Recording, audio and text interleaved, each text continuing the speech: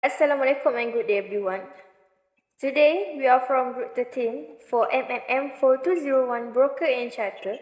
We'll present Laytime calculation. Before we go through to the topic, I would like to introduce my group members. Our group consists of 8 members.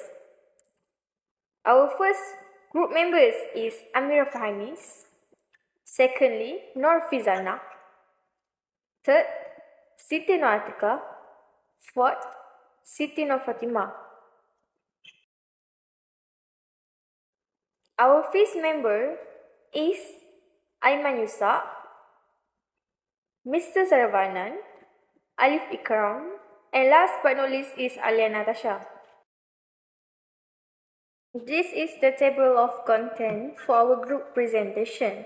For your information, we, which is me and my group members, will go through and explain all of this topic one by one. So stay tuned.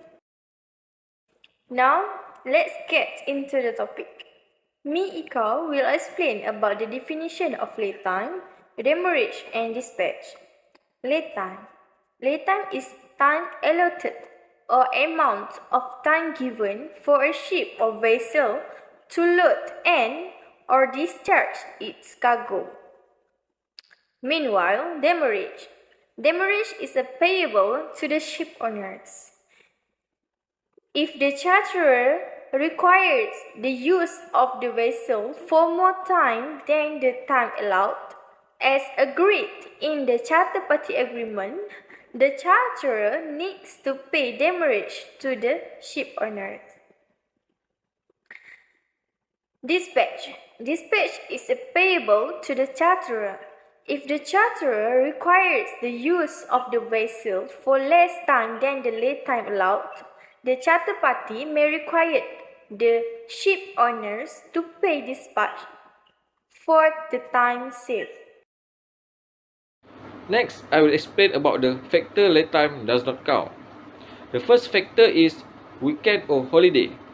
If the cargo work is performed during the expected period, weekend or holiday, laytime will not normally count unless the contract allow it. The second factor is shifting between berth. The time spent in the shifting from anchorage to berth will not count as laytime unless the ship must shift from one berth to another to continue loading or discharging operation, so the shifting time it will normally count as laytime. The third factor is weather condition. Bad weather it examples swelling of the sea or large waves. And the last factor is shore strikes. Effect delay to shore strike does not count as laytime unless the charterer agree to pay half demurrage for time lost due to shore strikes and the consequent delay exceeding laytime. The statement of fact is a summary of the port operation log kept by the agent of the charterer and includes dates and time for all significant events, such as the ship's arrival, the tendering of the notice of readiness, the start of laytime, the start of cargo operations, periods of laytime suspension, the end of cargo operations, and the end of laytime. The statement of facts will typically be delivered to the master by the agent for his signature and written. The master should retain a copy. It must be approved by all parties, the master, the stevedore, the agent, etc. Parties agree and concur with the statement of facts forms contains by signing it. The party objecting to the specific clause may sign under protest, explicitly articulating the objection if there is disagreement on any particular topic. The statement of facts could be a section of timesheet in some calculation forms, appearing before the columns that list the time for loading, unloading, moving, bad weather, other excluded times, and tendering of notice of readiness, among other things, and the time frames for noting these events. The agent will utilize the statement of facts to create the laytime statement, from which any payable demurrage or dispatch money will be determined. From the time the ship enters port until all cargo operations are finished and the ship departs, statement of facts give information and keep track of all actions involving the ship. The following facts are included in statement of facts. Number 1. the data and time of ship's arrival. Number 2, the time notice of readiness, NOR, was tendered and accepted. Number 3, the time waiting for berth. Number 4, the time the ship berth shifted to another berth. Number 5, the time cargo operation commenced, the time and period of any disruption to cargo operations, completion of cargo operation and departure. Number 6, the weather condition and how they affected cargo operation. Number 7, the other information pertaining to or influencing the calculation of lead time. The SOF and timesheet formats used by the ship owners and charterers might vary. The standard forms that BIMCO publishes, however, may quite helpful. Both the standard statement of facts and the standard timesheet from BIMCO are available in long-short version for different time periods.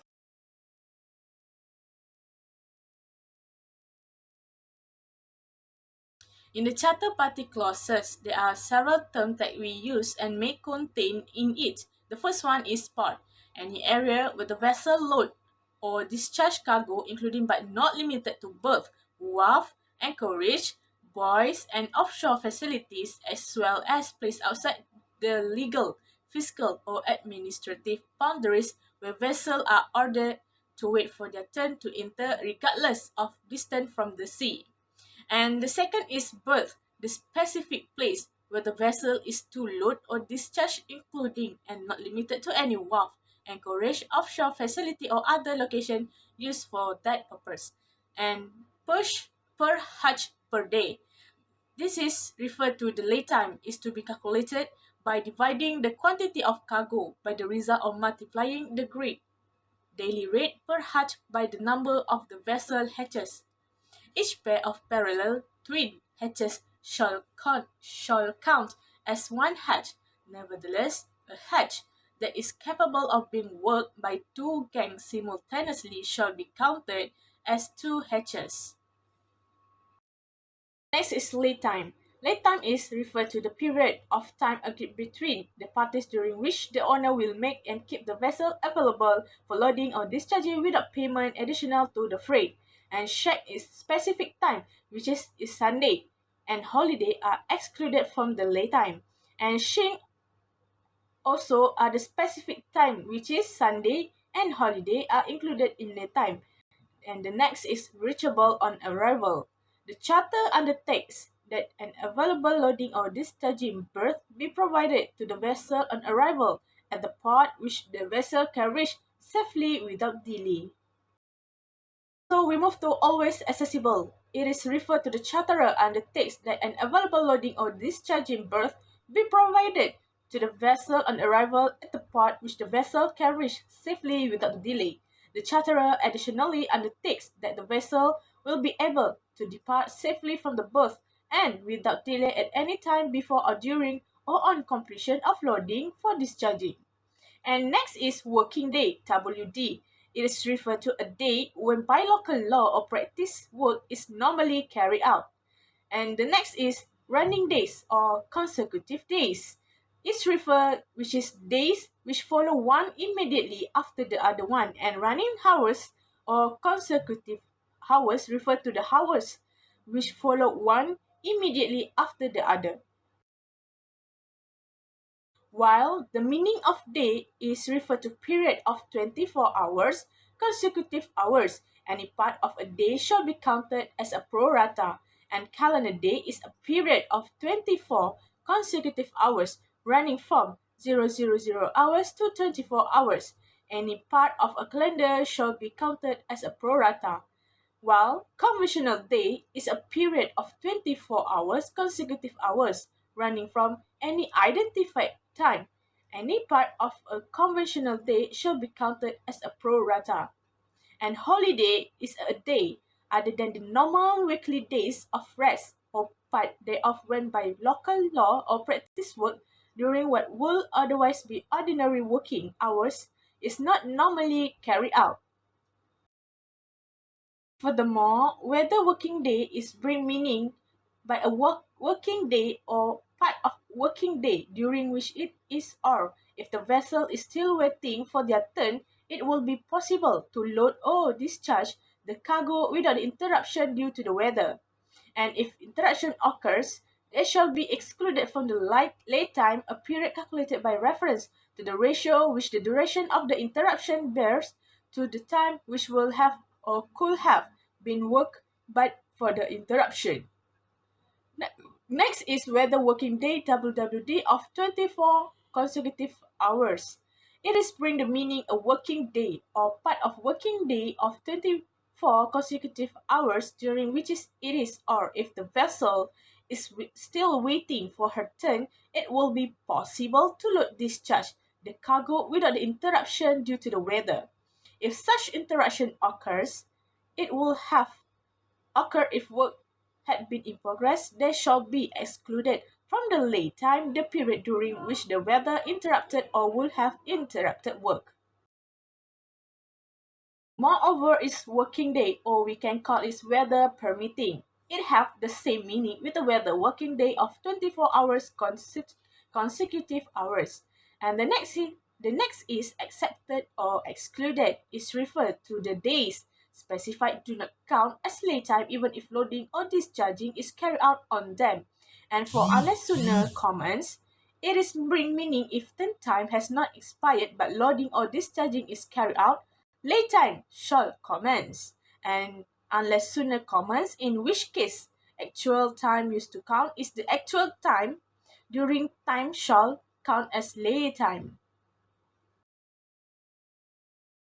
Besides that is unless use is referred to the if laytime has commenced but loading and discharging is carried out during accepted period, actual time used shall count as a laytime. And to average laytime reversible, the separate calculation are to be made for loading and discharging, and that any time saved in one operation is to be set off against any excess time used in the other.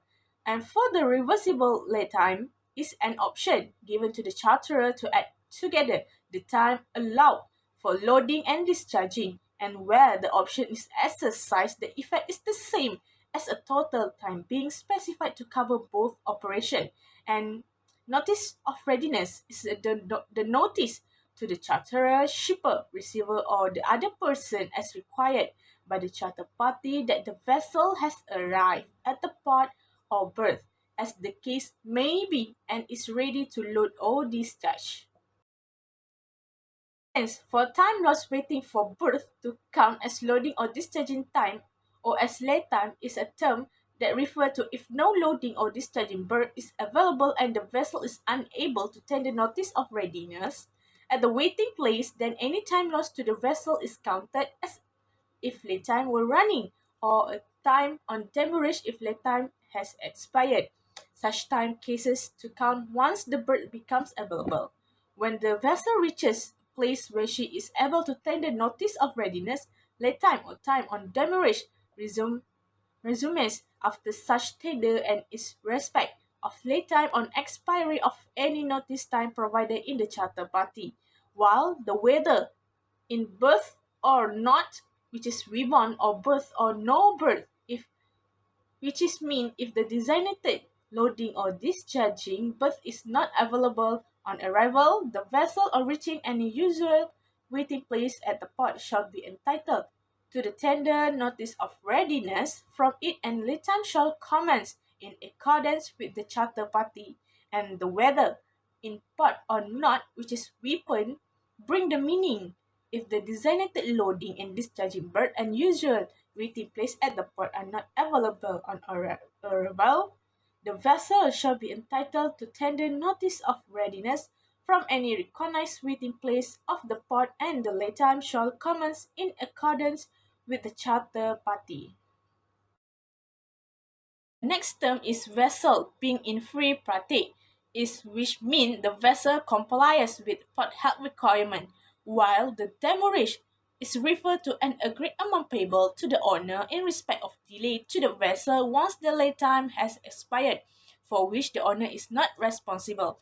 Demurrage shall not be subject to exception which apply to lay time unless specifically stated in the charter party. And the next is dispatch money or dispatch. It is referred to an agreed amount payable by the owner if the vessel completes loading or discharging before the lay time has expired, and dispatch of dispatch on all working time safe or on all laytime safe bring the meaning dispatch money shall be payable for the time from the completion of loading or discharging until the expiry of the laytime excluding any periods accepted from the laytime. So we move to the next term which is dispatch on all time safe. So dispatch money shall be payable for the time from completion of loading or discharging to the expiry of the lay time, including periods accepted from the lay time. And the last one is rider clauses. In the rider clauses is a standard form charter parties have been used for a very long time and their use is recommended by ship owner because they contain clauses that have generally been tested in court when disputes have arisen.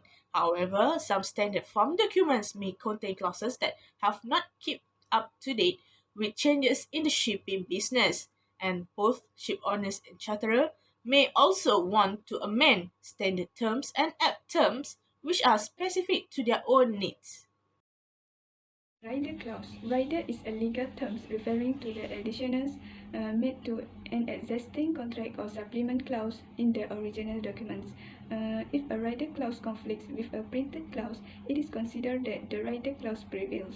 The reason for this is that a rider clause expresses the intentions of the parties during the negotiations more clearly than the pre-printed clauses. It is understood and agreed that all will scale terms and conditions to apply to this charter party as at the date of bill of lading. It is understood that if the rider clause as attached conflict with the printed provision of the charter party, special provisions are to apply.